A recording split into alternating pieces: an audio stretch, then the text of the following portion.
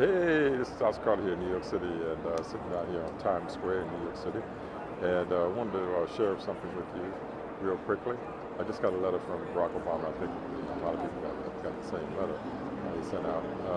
The letter, he talks about his fifth grade experience, and it took me back to my fifth grade experience. Um, I was in Miss Griswold's class, and went to school that first day, and I got sick as a dog, because I got on the merry-go-round and I get sick. So I've always had this history of motion sickness. So I really missed the first day of school.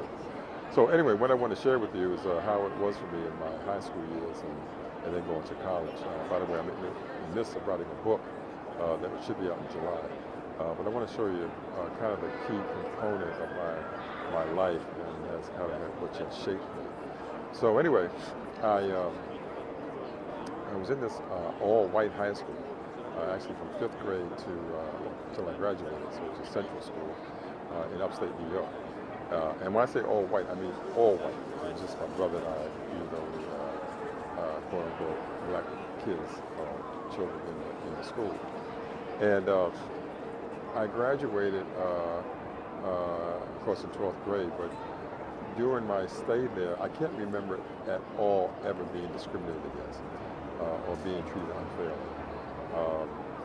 I remember one time, one incident where one of the students called me the N-word, and I know it hurt me at that time, but I also remember it didn't bother me a long time. I kind of got over it.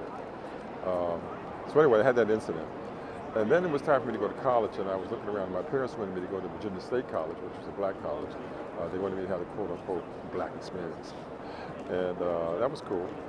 But I didn't want to go there, not because it was a black college. I wanted to go to Springfield College because Springfield was recognized as the best college in the United States for educating students to become teachers in education, which is where I went for my career.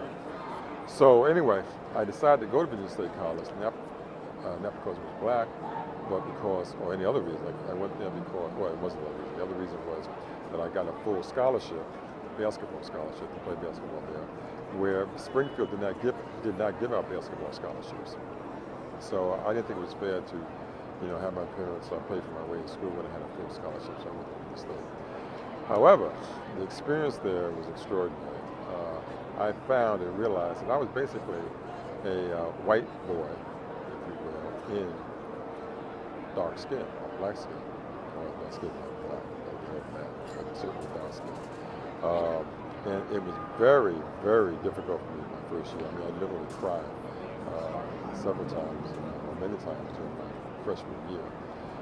It took me about a year to get out of that, which I did, and I think that I credit the fact that I became very popular because I was an athlete, and also I pledged a popular fraternity, Kappa Alpha Psi fraternity, and became very popular on campus, and basically then became a brother, and was accepted and felt, well, I was always accepted, but I never felt comfortable. So that was the experience, and kind of a main experience in my life is kind of focused who I am.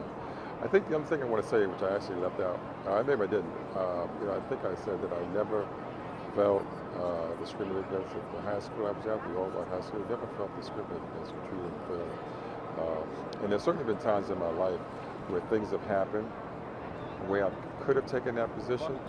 And I'm not suggesting that people were coming at me to discriminate against me, but I never felt it, or never felt it necessary to blame or turn it around and I was discriminated against or treated unfairly because I was black. In fact, if anything, it worked to my advantage in one situation when I went to graduate school. I'm very clear when I got to graduate school and got a full scholarship because I was black, and they had a quota they were trying to